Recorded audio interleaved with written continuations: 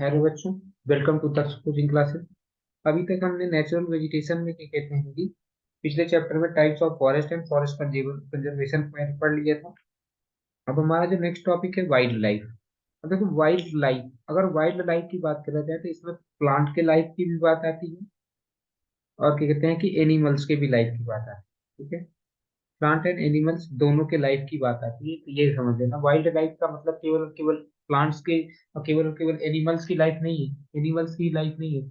इसमें एनिमल्स के साथ साथ में प्लांट्स की लाइफ को भी ध्यान में रखना होता है। तो देखो, इट इज एस्टिमेटेड दैट हाँ, wild life of India is great natural heritage, क्योंकि यहाँ पे क्या कहते हैं कि बहुत ज्यादा ही क्या कहते हैं कि नेचुरली इंडिया में देखो क्या कहते हैं कि 4 to 5% of all known plant, जितना अब तक प्लांट के बारे में पता है उनका 4 से 5, हाँ, एनिमल्स जितने भी पता है उनके 4 से 5% इंडिया में पाए जाते हैं, उनके 4 से 5% इंडिया में पाए जाते हैं। ठीक है, तो यहाँ से हमें पहला पॉइंट ये बता, the main reason for this remarkable diversity, क्यों हमारे यहाँ ये 4 से 5% हाँ ये प्लांट्स वगैरह पाए जा रहे हैं और क्या कहते हैं एनिमल पाए जा रहे हैं, उसका मेन रीजन ये है क्योंकि हमारे यहाँ क्या कहते हैं कि डाइवर्सिटी बहुत ज्यादा है, इकोसिस्टम की डाइवर्सिटी हमारे यहाँ।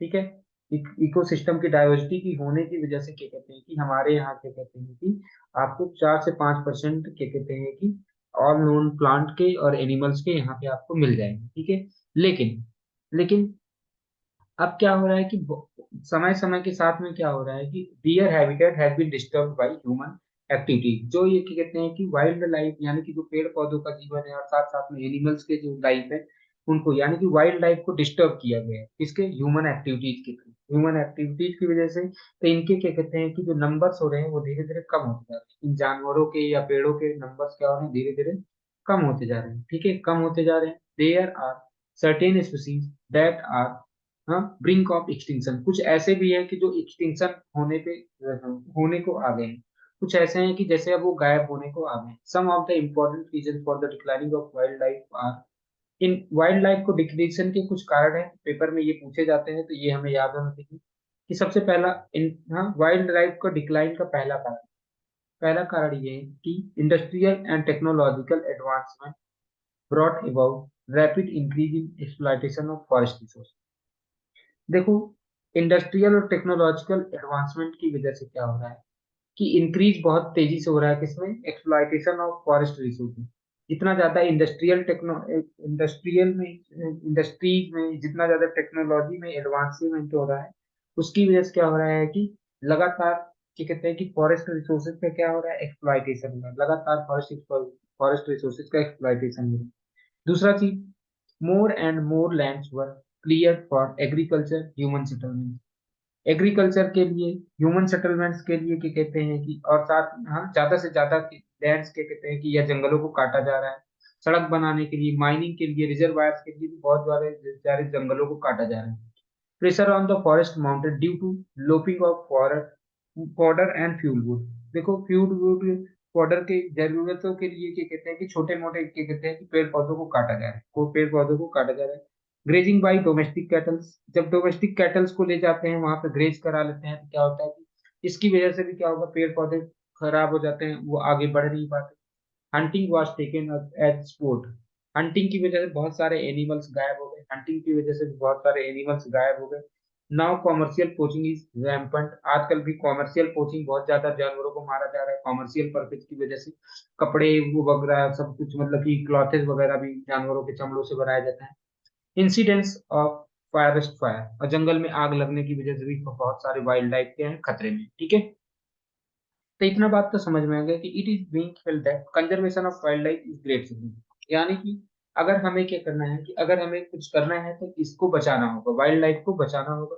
तो वाइल्ड लाइफ को बचाने के लिए हम क्या कर सकते हैं, तो वही यहाँ पे wild life conservation in India, तब हमें इसको प्रोटेक्ट करना है। तो देखो, प्रोटेक्ट करने का जो है आज का कोई नया नहीं है कि आज से ही हमने नया शुरू किया है कि हमें जंगल को प्रोटेक्ट करना है या हमें क्या कहते हैं कि ये बहुत पहले से ही, जैसे कहानियों में भी क्या कहते हैं कि ऐसा कहानियां जैसे थी पंचतंत्र, जंगल, ऐसी बहुत सारी कहानियां थी जिनमें क्या कहते हैं कि जंगल के बचाने के इम्पोर्टेंस पे जोर दिया गया है, जंगल को बचाने के इम्पोर्टेंस पे जोर दिया गया है। हाँ, और लोगों का उसके साथ में रिलेशन बनाने पे जोर दिया गया है। लेकिन इंडिया, गवर्नमेंट ऑफ इंडिया ने 1972 में वाइल्ड लाइफ कंजर्वेशन एक्ट लाया। ठीक है, हाँ ठीक है। 1972 में गवर्नमेंट ने क्या कहते हैं कि वाइल्ड लाइफ कंजर्वेशन एक्ट लाया, जिसमें क्या कहते हैं कि उन्होंने लीगल फ्रेमवर्क दिया, legal framework conservation and protection of the wild life. तो कंजर्वेशन एंड प्रोटेक्शन के लिए, conservation and protection of wild life के लिए क्या कहते हैं कि एक एक्ट लाया गया। इसमें तो मेन ऑब्जेक्टिव थे, इसके दो मेन ऑब्जेक्टिव थे। पहला क्या था? पहला था to provide protection and to endangered species listed in schedule to act and to provide legal support to conservation areas। तो देखो भैया, पहला पहला क्या किया गया? पहला ये इसलिए किया गया कि जो इंडेंजर्ड स्पीसीज होंगे, जो मतलब गायब होने वाले इंडेंजर्ड स्पीसीज जिनके ऊपर खतरा होगा, उनको बचाना है। उनको क्या करना है? बचाना है, उनको बचाना है। दूसरा, to provide legal support to conservation areas of the country. उनको जो कंजर्वेशन एरियाज होंगे उनको क्या कहते हैं कि लीगल सपोर्ट प्रोवाइड करना है। तो पहला चीज, हमें प्रोटेक्शन करना था इंडेंजर्ड स्पीसीज को। पहला एम था, इसका दो एम है, इसका दो एम था। वाइल्ड लाइफ प्रोटेक्शन एक्ट के दो एम थे। पहला एम था कि हम क्या करेंगे? उनको प्रोटेक्ट करेंगे। किनको प्रोटेक्ट करेंगे? To provide protection to endangered species, endangered species को प्रोटेक्ट करेंगे। हाँ, जिनको जिनको शेड्यूल क्लासेस में क्या कहते हैं कि मेंशन किया गया है। दूसरा चीज क्या कहते हैं कि हमें क्या करना है कि उन कंजर्वेशन एरियाज को भी प्रोटेक्ट करना है, उन कंजर एरियाज को भी प्रोटेक्ट करना है या उनको सपोर्ट करना है। कैसा सपोर्ट मिलना चाहिए? Legal support. कंजर्वेशन एरियाज कौन कौन से हो गए? जैसे नेशनल पार्क, सेंचुरीज एंड क्या कहते हैं क्लोज्ड एरियाज, ये तीन ना। तो इन सब जगहों को क्या करना है? प्रोटेक्ट करना है। This act has been comprehensively amended. तो देखो, लाया गया 1972 में wild life conservation and protection act. फिर क्या कहते हैं कि 1991 में इसको क्या किया गया? अमेंड किया गया, इसमें चेंजेस किए गए। Making punishment for those more stringent and has also made provision for the protection of specified plants species and conservation of endangered species of the wild animals. तो इसमें क्या किया गया? पनिशमेंट को और ज्यादा कठोर बनाया गया। 1991 में पनिशमेंट को और ज्यादा कठोर बनाया गया, और साथ में ही क्या कहते हैं कि कुछ स्पेशल स्पीसीज या क्या कहते हैं कुछ स्पेशल स्पीसीज या को कंजर्वेशन करने के लिए क्या कहते हैं कि जोर दिया गया। हाँ, 1991 में कुछ स्पेशल जानवर या प्लांट्स थे जिनको बचाने पे जोर दिया गया। और इंडिया, हाँ, दे आर 192 नेशनल पार्क। अभी इंडिया में 192 नेशनल पार्क है। 515 वाइल्ड लाइफ सेंचुरीज है, जिसमें क्या कहते हैं कि 15 से 60, हाँ, ये पूरे इंडिया के 15.67 मिलियन हेक्टेयर है। ठीक है, इतना पार्ट हमें है ये।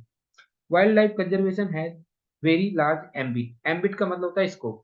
वाइल्ड लाइफ कंजर्वेशन का बहुत बड़ा स्कोप है। ठीक है, इसमें क्या कहते हैं कि हम सबको इन्वॉल्व कर सकते हैं, इवन क्या कहते हैं, और इसमें फायदा है, इंसानों का भी फायदा है अगर हम वाइल्ड लाइफ को बचाते हैं। However this can be achieve only when every individual understands. तो देखो, हम वाइल्ड लाइफ को का तो स्कोप बहुत बड़ा है, हमें पता है, ह्यूमन काइंड के लिए फायदेमंद भी है, ये भी पता है। लेकिन लेकिन इसका तभी तक तब तक इम्पोर्टेंस है जब तक कि इसको क्या कहते हैं कि सिग्निफिकेंस तब तक है जब तक लोगों को सबको ये समझ ना आ जाए। तो देखो क्या किया गया कि बहुत सारे क्या कहते हैं कि फ्लोरा एंड फौना को बचाने के लिए अलग अलग रूल्स लाती रही है गवर्नमेंट ने। क्या कहते हैं, गवर्नमेंट ने अलग अलग रूल्स लाते रहे। तो देखो, हाँ, government of India in collaboration with UNESCO man and biosphere programme बनाया गया। ठीक है, मैन एंड बायोस्फीयर प्रोग्राम बनाया, इसके साथ में गवर्नमेंट ऑफ इंडिया और यूनेस्को ने मिलकर के। किसके लिए? ताकि वो फ्लोरा और फौना को बचा सके। पहला पॉइंट ये है। दूसरा पॉइंट यहाँ पे क्या किया?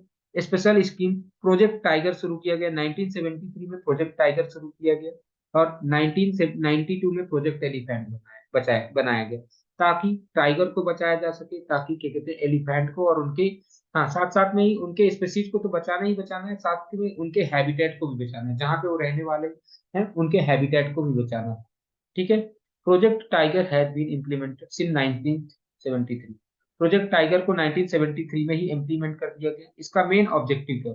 इसका मेन ऑब्जेक्टिव था कि वायबल पॉपुलेशन को बचा कर, वायबल पॉपुलेशन को बचाना मतलब वायबल पॉपुलेशन ऑफ टाइगर को बचाना है। वाइबल पॉपुलेशन का मतलब होता है एक ऐसी पॉपुलेशन जो खुद को मेंटेन कर सके, खुद को मेंटेन कर सके, ऐसी पॉपुलेशन को बनाए रखना था। तो ठीक है, तो इंडिया में शुरू में क्या था? शुरू में 9, जब प्रोजेक्ट टाइगर शुरू किया गया था तो तब 9 टाइगर रिजर्व थे। जब प्रोजेक्ट टाइगर शुरू किया गया था तब 9 टाइगर रिजर्व थे। आज इंडिया में 44 टाइगर रिजर्व है। ठीक है, ठीक है, जब शुरू किया गया तब 9 टाइगर रिजर्व थे, आज 44 टाइगर रिजर्व है। हाँ, जो 17 स्टेट्स में है। और ध्यान में रखना कि जब क्या कहते हैं कि शुरू किया गया था, तब क्या कहते हैं कि ये, हाँ, वो धीरे धीरे इंक्रीज करता गया। तब से प्रोजेक्ट टाइगर की वजह से ही क्या कहते हैं कि पॉपुलेशन ऑफ टाइगर इंडिया में इंक्रीज होता गया। हाँ, देखो 2010 में कितने थे, 1706। आज 2022 में लगभग लगभग 2022 में लगभग लगभग क्या कहते हैं कि 4000 से ज्यादा, मोर देन 4000 के कहते हैं कि वो है टाइगर्स इंडिया में पाए जाते हैं। मोर देन 4000 टाइगर्स इंडिया में पाए जा रहे हैं। ठीक है। प्रोजेक्ट एलिफेंट को कब लॉन्च किया गया? 1992 में। प्रोजेक्ट एलिफेंट को कब लॉन्च किया गया? 1992 में। किस लिए? ताकि ये इसके पॉपुलेशन को भी बचाया जा सके, वाइल्ड एलिफेंट्स वगैरह को बचाया जा सके। इसका मेन एम था कि long term survival of identifier, फिर से वायबल पॉपुलेशन एलिफेंट्स का होना चाहिए, उनके अपने नेचुरल हैबिटेट में उनको बचाया जा सके। अब तक the project is being implemented in 17 states, 17 states में इसको इम्प्लीमेंट किया गया है। Apart from this some other projects, जैसे कि कहते हैं क्रोकोडाइल ब्रीडिंग प्रोजेक्ट बनाया गया है, project hangul conservation of Himalayan musk deer have been also launched by the government of India. मतलब अलग अलग टाइम पे बहुत सारे प्रोजेक्ट्स के कहते हैं कि इंडिया ने बनाए हैं, बहुत सारे अलग अलग टाइप के प्रोजेक्ट्स बनाए हैं। ठीक है। अब देखो बायोस्फीयर, जैसा कि हमने बताया, नेशनल पार्क बायोस्फीयर रिजर्व्स बनाए गए। तो बायोस्फीयर रिजर्व क्या होता है? तो देखो, बायोस्फीयर रिजर्व यानी कि नाम से ही पता चल रहा है कि यहाँ पे क्या करना है। बायोस्फीयर रिजर्व में आपको कंजर्व करना है, प्रोटेक्ट करना है किसको? हाँ, क्या कहते हैं कि लाइफ को प्रोटेक्ट करना है, जैसे पेड़ पौधों की लाइफ को भी प्रोटेक्ट करना है, और साथ में ही एनिमल्स की लाइफ को प्रोटेक्ट करना है। अब biosphere reserve is a unique and representative system of terrestrial and coastal area. यहाँ पे क्या कहते हैं कि यहाँ पे unique and representative ecosystem of terrestrial and coastal area which are internationally recognised by framework of UNESCO. तो देखो, यूनेस्को ने एक बनाया था, यूनेस्को और इंडिया ने मिलकर के क्या बनाया था? मैन एंड, हाँ, यही था मैन एंड बायोस्फीयर प्रोग्राम बनाया था। तो उसके तहत हमारे यहाँ क्या किया कि बायोस्फीयर रिजर्व बनाया गया, हमारे यहाँ बायोस्फीयर रिजर्व बनाया गया। इसमें टोटल 18 बायोस्फीयर रिजर्व हैं हमारे यहाँ। हाँ, बायोस्फीयर रिजर्व बनाए गए। तो हमारे यहाँ टोटल क्या कहते हैं कि हाँ, man and biosphere programme MVP, ध्यान रख लो, MVP man and biosphere programme बनाए गए। तो अब बायोस्फीयर रिजर्व कहाँ पे है? ये एक यूनिक एंड रिप्रेजेंटेटिव इकोसिस्टम है। किसका इकोसिस्टम है? इसमें टेरेस्ट्रियल इकोसिस्टम भी है, कोस्टल एरियाज भी है, दोनों ही है इसमें, टेरेस्ट्रियल के साथ साथ में कोस्टल एरियाज भी है। ठीक है। इसको रिकॉग्नाइज किया गया किसके द्वारा? यूनेस्को के द्वारा। अब इसका जो मेन एम क्या है? इसका मेन एम क्या है? कुछ चीजों को बचाना है। The biosphere reserve aim at achieving the three objectives, तीन ऑब्जेक्टिव्स को क्या कहते हैं कि बचाने की कोशिश किया गया है। कौन कौन से तीन ऑब्जेक्टिव्स हैं? कंजर्वेशन, डेवलपमेंट एंड लॉजिस्टिक्स, ये तीन ऑब्जेक्टिव्स हैं। बायोस्फीयर रिजर्व के तीन ऑब्जेक्टिव्स हैं, कौन कौन से? Conservation of diversity and ecosystem को कंजर्व करना है। डेवलपमेंट करना है, association of environment and development. हाँ, डेवलपमेंट, हाँ, डेवलपमेंट करना है किसका? Association and environment with development, और एनवायरनमेंट को जोड़ना है डेवलपमेंट के साथ में। ठीक है।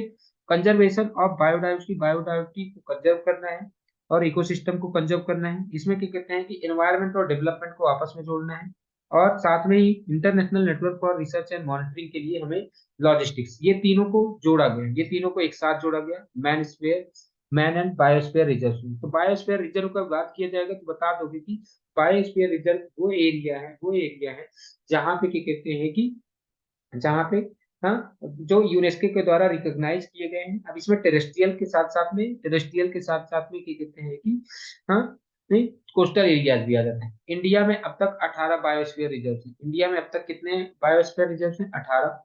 जैसे Nilgiri biosphere reserve, Nanda Devi biosphere reserve, Nokrek biosphere reserve, Manas, Sundarban, gulf of Mannar, great Nicobar, Simlipal biosphere reserve, Dibru Saikhowa bio reserve, हाँ, दिहांग दिबांग हो गया, पचमढ़ी, कंचनजंगा बायोस्फीयर रिजर्व, और अगस्त्य मलाई बायोस्फीयर रिजर्व, और क्या कहते हैं कि अमरकंटक बायोस्फीयर रिजर्व, हाँ, Kutch biosphere reserve, cold desert biosphere reserve, और क्या कहते हैं शेषाचलम बायोस्फीयर रिजर्व, पन्ना। ये टोटल अब तक बायोस्फीयर रिजर्व 18 पाए गए। इनके सबके स्टेट्स के नाम दिए गए हैं कि कहाँ पे ये पाए जाते हैं। नीलगिरी जैसे कहाँ पे मिलेगा आपको, तमिलनाडु, कर्नाटका और क्या कहते हैं केरला के बीच में मिलेगा, तो यहाँ पे सबके पार्ट्स होंगे, तमिलनाडु, केरला, कर्नाटका मिल जाएगा। नंदा देवी जो है ये चमोली, आपको पता ही है, नंदा देवी आपको हिमाचल प्रदेश के आसपास में मिल जाएगा, उत्तराखंड में। हाँ ठीक है, ये उत्तराखंड में क्या कहते हैं कि आपको मिल जाएगा। नोकरेक मेघालय, नोकरेक में क्या कहाँ पे मिल जाएगा, मेघालय में मिल जाएगा। मानस जो है ये आपको कहाँ पे मिल जाएगा, असम ना, मानस नेशनल पार्क कहाँ पे मिलेगा, असम में। सुंदरबन कहाँ पे मिलेगा, ये आपको वेस्ट बंगाल में मिलेगा।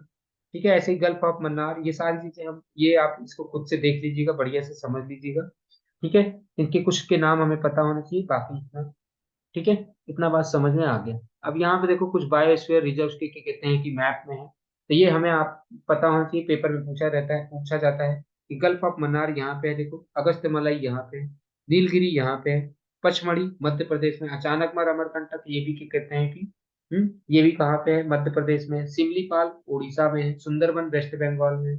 ठीक है, कंचनजंगा सिक्किम में है, कंचनजंगा, डिब्रू साइखोवा कहाँ पे है, आसाम में, मानस आसाम में, नोकरेक कहाँ पे, मेघालय में है। इन सब के बारे में हमने पढ़ लिया। टोटल 18 बायोस्फीयर रिजर्व्स हैं, इनको मैप को बढ़िया से हमें पता होना चाहिए।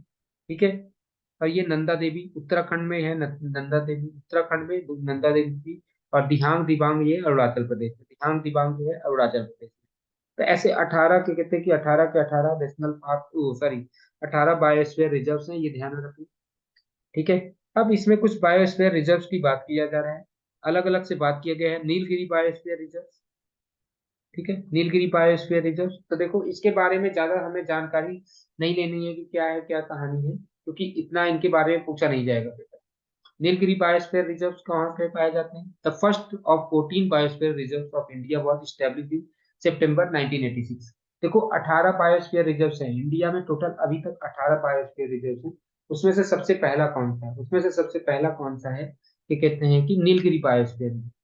हाँ, इंडिया में टोटल 18 बायोस्फीयर रिजर्व हैं, उसमें जो सबसे पहला है उसका नाम है Nilgiri biosphere reserve. It embraces sanctuary of, इसमें कौन कौन से हैं, वायनाड, हाँ इसमें कौन कौन से हैं, वायनाड सेंचुरी है, नागरहोल सेंचुरी है, बांदीपुर, मुडुमलाई। ठीक है, इतना बात समझ में आया? और ये क्या कहते हैं कि इसमें entire forested hill slopes of Nilambur, upper Nilgiri plateau, silent valley and Siruvani valley, total area इसका जो है वो है 5520। ध्यान रख लेना, बस इतना हमें याद रखना है ना कि first biosphere reserve of India कौन सा है, तो नीलगिरी। यहाँ से जो क्वेश्चन पूछा जा सकता है, फर्स्ट बायोस्फीयर रिजर्व क्या पूछा जा सकता है, नीलगिरी है। और ध्यान रख लेना ये तीन स्टेट्स में, कर्नाटका, केरला और तमिलनाडु, कर्नाटका, केरला और तमिलनाडु, ये तीन स्टेट्स में फैला हुआ है। ठीक है, the Nilgiri biosphere reserve process different habitats type, इसमें डिफरेंट डिफरेंट हैबिटेट टाइप्स हैं। ठीक है, इसमें क्या हो जाएंगे आपको याद करो, मैंने बता रखा है कि यहाँ पे आपको सोलाज मिल जाएंगे, ग्रासलैंड मिल जाएंगे, स्वैम्प्स मिल जाएंगे। ठीक है, ये तीनों ही चीज मिल जाएंगे।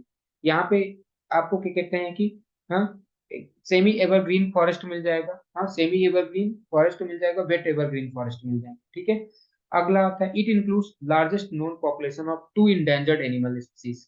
कौन कौन से होते हैं, यहाँ पे आपको नीलगिरी थार मिल जाएंगे, Nilgiri tahr and lion tailed macaque, यहाँ पे ही आपको लायन टेल्ड मकेक भी मिल जाएंगे। ठीक है, लायन टेल्ड मकेक हो जाएंगे, मिल जाएंगे, जो इंडेंजर्ड स्पीसीज है।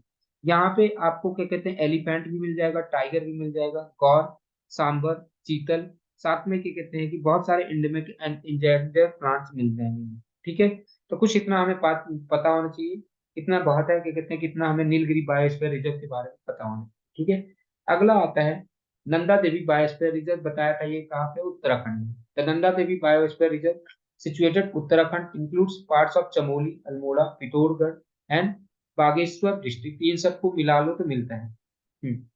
The major forest types of reserve are temperate, यहाँ पे जो फॉरेस्ट टाइप होते हैं वो टेम्परेट है। ठीक है, यहाँ पे जो मेजर फॉरेस्ट टाइप्स हैं वो क्या है, टेम्परेट है। अ फ्यू इंपॉर्टेंट स्पीसीज जैसे सिल्वर बीड एंड ऑर्किड्स, हाँ सिल्वर बीड एंड ऑर्किड्स यहाँ पे आपको मिल जाएंगे। ठीक है, अगला आता है the biosphere reserve has rich fauna, for example इसमें स्नो लेपर्ड मिल जाएंगे, ब्लैक बेयर मिल जाएंगे, और क्या कहते हैं कि ब्राउन बेयर मिल जाएंगे, मस्क डियर मिल जाएंगे, स्नो कॉक, हाँ और क्या कहते हैं गोल्डन ईगल, यहाँ पे आपको गोल्डन ईगल और ब्लैक ईगल दोनों ही मिल जाएंगे। ठीक है, ये हमें पता होना चाहिए, नंदा देवी के बारे में थोड़ा सा पता होना चाहिए। फिर अगला यहाँ पे आपको दवाइयों का बहुत सारी चीजें मिल जाएंगी, फॉरेस्ट फायर, कोचिंग वगैरह, ये सारी चीजें। यहाँ के इकोसिस्टम में क्या क्या किस चीज का डर रहता है, यहाँ पे मेडिसिनल यूज के लिए, और फॉरेस्ट फायर्स और पोचिंग की वजह से यहाँ पे डर है। फिर सुंदरबन बायोस्फीयर रिजर्व, ये आपको वेस्ट बंगाल में मिल जाएगा। ये कहाँ पे मिल जाएगा? वेस्ट बंगाल में मिल जाएगा, ठीक है। तो यहाँ पे देखो सुंदरबन बायोस्फीयर रिजर्व कहाँ पे है? हाँ, ये वेस्ट बंगाल में है। It extends over a vast area 9,630 kilometre, consist of, इसमें मैंग्रोव फॉरेस्ट मिल जाएंगे आपको, मैंग्रोव फॉरेस्ट मिल जाएंगे, स्वैम्प्स मिल जाएंगे, फॉरेस्टेड आइलैंड मिल जाएंगे, ठीक है। यहाँ पे बंगाल टाइगर्स रहते हैं। यहाँ पे क्या कहते हैं कि सुंदरबंस में आपको बंगाल टाइगर्स मिल जाएंगे, ठीक है। 200 रॉयल बंगाल टाइगर्स हैं।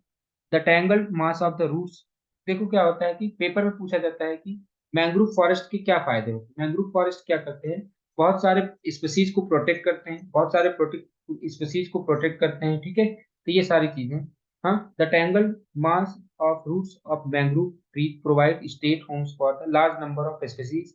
यहाँ पे फिश टू श्रिम्प, बहुत सारे फिश श्रिम्प वगैरह यहाँ पे आ जाती हैं, उनकी जड़ों के आसपास रहती हैं। Adopting itself to saline and fresh water environment. The tigers at the park are good swimmers, यहाँ पे टाइगर्स क्या होते हैं कि यहाँ पे बहुत अच्छे से क्या कहते हैं तैर सकते हैं।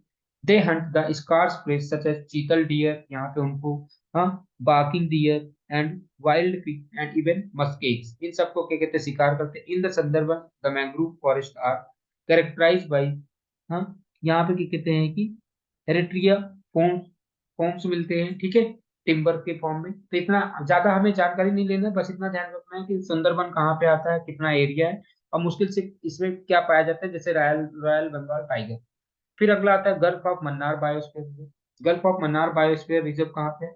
Gulf of Mannar biosphere reserve क्या कहते हैं कि आपको एकदम सदर्न पार्ट में, आपको इंडिया के सदर्न कोस्ट में मिल जाएगा, साउथ कोस्ट ऑफ इंडिया में मिल जाएगा। It is one of the world's richest regions of marine biodiversity. ये मरीन बायोडाइवर्सिटी यहाँ पे आपको बहुत ज्यादा मिल जाएगा इसमें। हाँ, the biosphere reserve comprise of 21 islands and estuaries beaches, यहाँ पे 21 आइलैंड्स हैं, ठीक है। हाँ, कोरल रीफ्स वगैरह, सॉल्ट मार्सेस, मैंग्रोव, तो ये सारी चीजें आपको, सी ग्रासेस बहुत सारे यहाँ पे, मतलब कि ये मराइन डाइवर्सिटी यहाँ पे मिलेगी। गल्फ में क्या कहते हैं 3600 plants animal species are globally endangered. यहाँ पे आपको सी काउ, जिसको डिगोंग बोला जाता है, डिगोंग मिल जाएंगे यहाँ पे। Beside six mangrove species endemic to peninsular India are also endangered. तो यानी कि कहते हैं कि, हाँ, ये क्या कहते हैं कि एंडेमिक, हाँ, जो क्या कहते हैं कि जो मैंग्रोव स्पीसीज हैं वो भी क्या कहते हैं कि इंडेंजर्ड है। तो ये सारी चीजें हमें ध्यान में रखना है। तो गल्फ ऑफ मन्नार आपको साउथ एकदम सदर्न पार्ट में आपको मिल जाएगा, गल्फ ऑफ मन्नार यहाँ पे देखो। गल्फ ऑफ मन्नार आपको यहाँ पे एकदम देखो, ये गल्फ ऑफ मन्नार यहाँ पे आपको मिल जाएगा। ये बाकी मैंने आपको बता दिया, ये मैप की आपको प्रैक्टिस हो चुकी है। उम्मीद करता हूँ यहाँ से मैप में से एक क्वेश्चन आ जाएंगे, ठीक है। तो ये सब आप बढ़िया से पढ़ लीजिएगा, उम्मीद करता हूँ यहाँ तक आपको बढ़िया से समझ आया होगा, ये भी आपको चैप्टर कंप्लीट हो जाएगा।